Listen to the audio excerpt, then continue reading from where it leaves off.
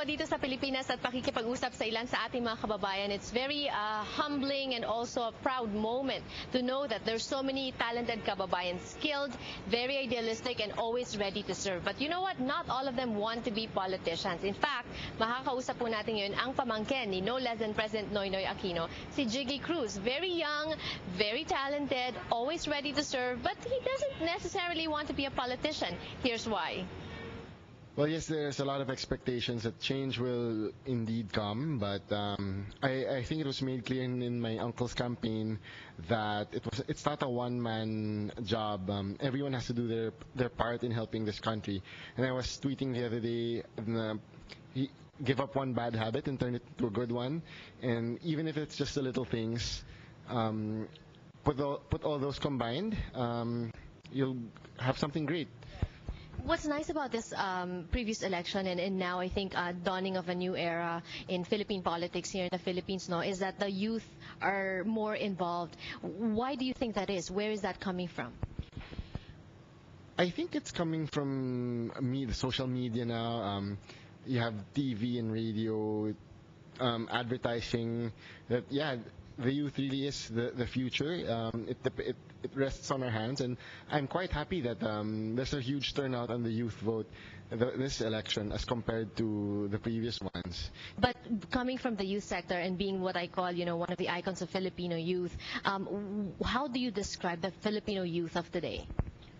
Well, you have the Jejemons, which is a phenomenon, and I think the Pinoy youth of today is growing in number, especially in the social media networks like Facebook and Twitter. You just have the youth tweet and boom, it's a trending topic already. And if I'm not mistaken, we're number 8 on Facebook worldwide.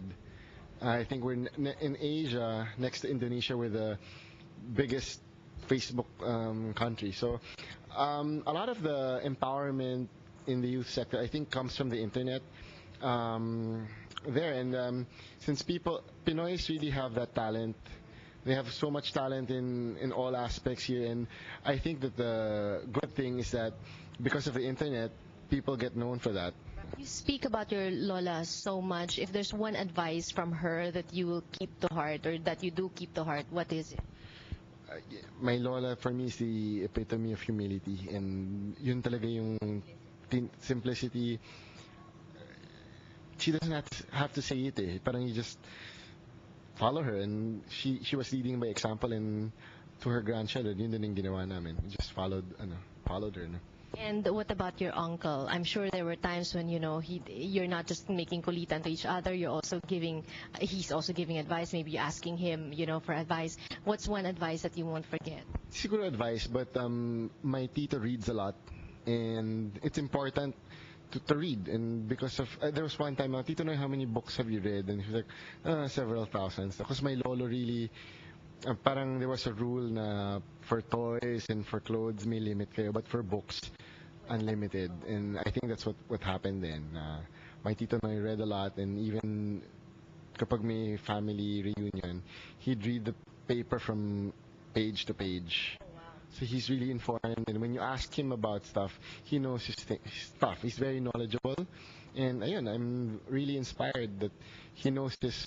He does his homework. Does he share your passion for comic books? Actually, there was a time na we said, si Thor namatay na. Parang, huh?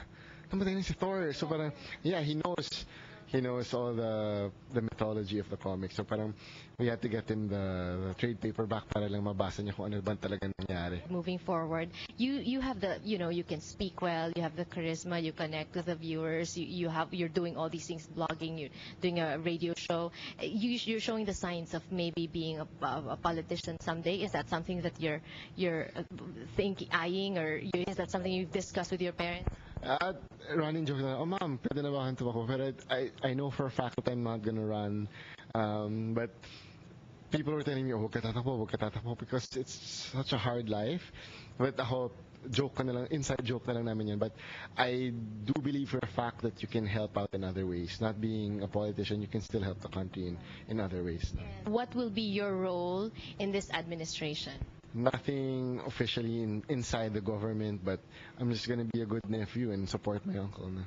and taking from your lead, what can you say to the viewers out there, the youth? How can we help this administration to succeed? Siguro yung mga nakatira ngayon sa US, ganun, maybe you can visit back, and there's hope here in the Philippines, and we also need your talents here.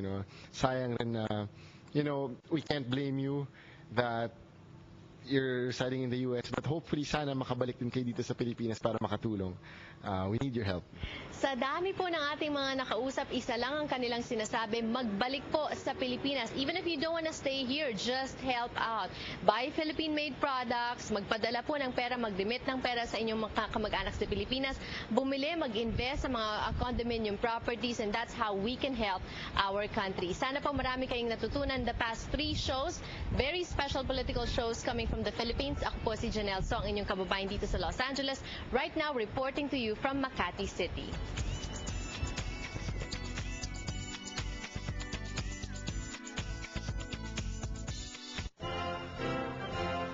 This Kababayan LA Philippine Politics Special ay inihandog sa inyo ng Zoom.com, International Money Transfer.